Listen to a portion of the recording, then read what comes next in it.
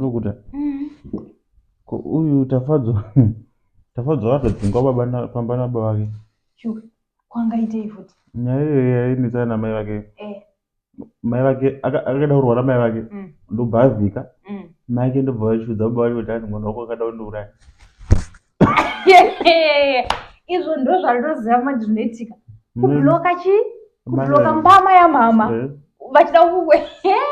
bebi nyarai nawewe ainyuiti ndo zvakazvizvika wangu usatamiri vada kurova nehasha dzavo dzese yobongo bloka mbama ngozviprotecta wangu be ready to explain to the entire family kuti why did you want to kill him. Of course akaida kundiuraya vana mama usivaziva nei usaka katodzingwa pamba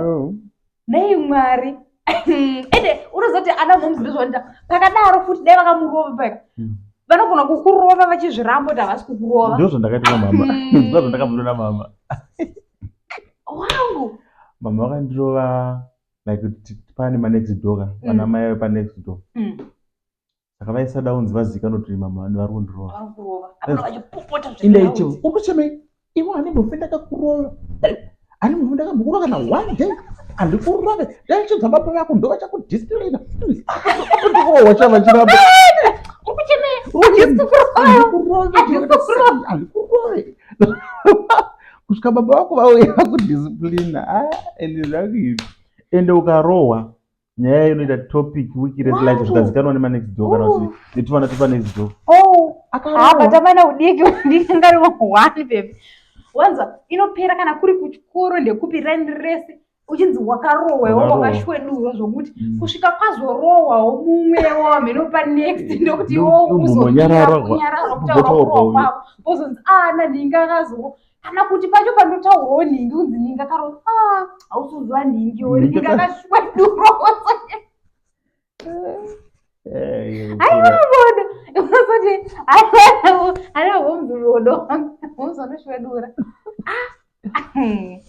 kukura mahwana but udiko ainakidza sha udiki udiko ainakidza zvavabada tichimborohwa aiwa tairobwa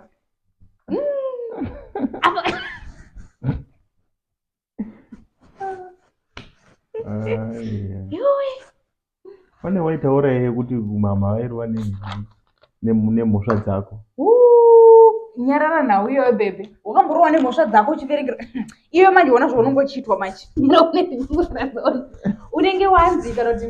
sara uchikwidzira poto andika ndiri kuenda kupi ndiri kuenda kana kugarden obva wapisa poto iyo chinotamba unongochitokudzwa iso manje ndiwe unoita unzi ndakudza kuti usaende kunotamba poto isapera mvura ati ukaita nharo saka unorohwa nenyaya yako ndo kana isidza mambama ndo mambama ako mangofarwa nepusho yengobvisa bhutsu yakapfeka okubina nayo saka izwi rekupedzisira vanhu varikona kubata vanobva kudini vobva kurobva kusiya pekupedzisira pezirobva kutema nayo bhutsu izonzotaimwa hasha dzavo dzese dzabuda wezvavanyatosara very fresh is no avabebetaibinwa aiwa kana mana udiki but wainakidza mana uchinyatsorwa uchiverengerwa mhosva dzako wangu vana mhomzi mune dhirama mai ndizvo unenge wakutoita inini kana sha aiwa